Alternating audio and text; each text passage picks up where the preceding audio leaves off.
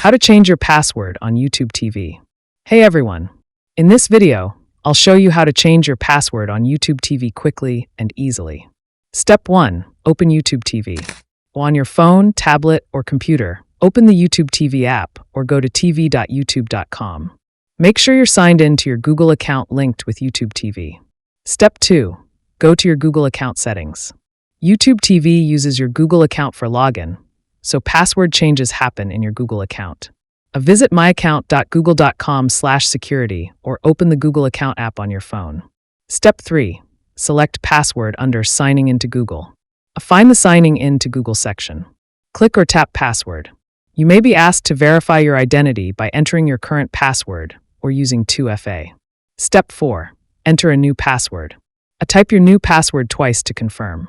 Make sure your password is strong with letters, numbers, and symbols. Step 5. Save changes and sign back in. After updating your password, you might need to sign out and back in on your YouTube TV app to continue watching. Thanks for watching. If this helped, don't forget to like and subscribe for more YouTube TV tips and tutorials.